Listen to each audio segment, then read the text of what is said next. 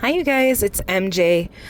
Um, I didn't know how soon I was gonna do another channeled message like this, but I'm driving and I had to stop on the side of the road to give this message out.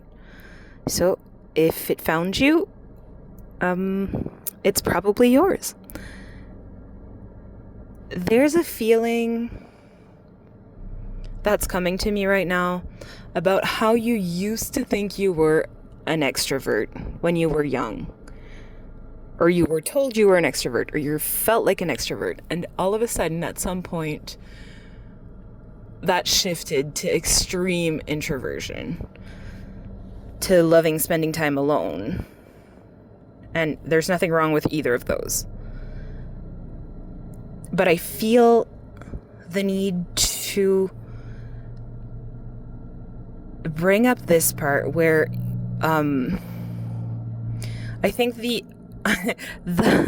introversion onset that came probably in your teen years or right at the end of your teenage years.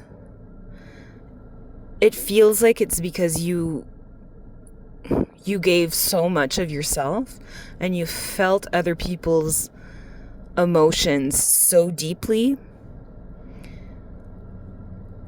very much like an extroverted person that was also like an extreme empath, super highly sensitive to other people's emotions, where you don't just understand their emotions, you literally feel them inside of you. And I think the need for so much more time alone came because your body and mind and soul really needed its own energy to be spent on you. Because I think you still are more of an extrovert than you believe, in the way that around the right people, you certainly gain energy. And again, absolutely nothing wrong with being introverted either. And a lot of people gain energy in both ways, either time alone or time with close people that don't drain them. But I think, what I'm hearing is that you now have a lot more tools in your tool belt than you used to have back then, when you made the switch to prefer spending so much time alone. It's not a criticism. You get to spend as much time alone as you want, but you don't have to fear being around people and it draining all of your energy. And I hear it right now. I'm saying this, and I know some people will drain your energy, and you know who they are, and you know what triggers you, and you get to not spend that much time with them if you don't want to. But you do have a lot of tools you didn't have back then in your teen years, when you just gave so much of yourself. You have tools. You know much better now how to separate your feelings and your emotions from what's coming from outside. And I'm hearing this thing I learned a few years back from a therapist, believe it or not. She was a little woo-woo, and I liked that a lot about her. It's the reason I kept her. Because I kept explaining to her how draining Costco is. It was the best example I could find because, well, you've been.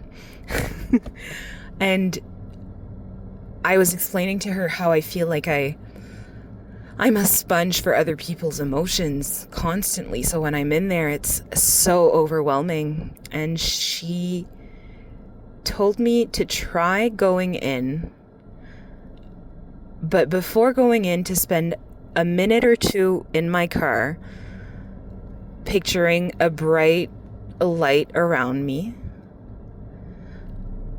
and not necessarily to use it as a shield, but more like a ball of my own energy that would affect other people instead of letting them affect me. And I did it. And all I had to do was close my eyes and ask out loud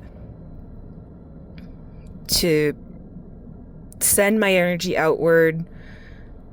And with my energy going outward, my own energy would feed right back into that ball of energy. You know, it's not like a giving of your energy. It's just that your energy is so big and so powerful that nothing touches it. And you change the feeling wherever you go, because your energy is pristine, untouchable. So give that a try. Doesn't have to be at Costco. That's something. That's huge. And I'm saying all of this out loud, and I'm realizing I haven't done that practice in a long time. And I will start doing it again whenever I go see friends, but mostly when I go to any store. I need to. And this needed to find you because your energy is so important, but you also have so many more tools than you used to. So you're safe around people. You do not have to sponge up all of their emotions anymore. Now when you feel somebody's emotion that isn't yours, you know it's not yours. Back then, when you were younger, you didn't know it was somebody else's. Or you couldn't divide that and put that in another compartment in your brain and body. But now you certainly can. Yeah. Okay, well, I'm gonna start driving again because I've been on the side of the road for 7 or so minutes. Yeah, if you want more of this, I think I'm going to be doing channeling most days, just a little blip like this. And I will write down a schedule and put it on YouTube. I am thinking it's going to be channeling most days, just my voice, and 1 to 2 days a week I'll make a video with my face where I'm sitting down somewhere I can prop up my phone to film.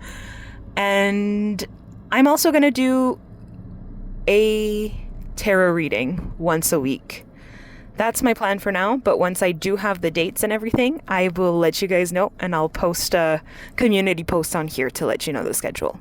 Anyway, like and subscribe if you can, and I will talk to you probably tomorrow.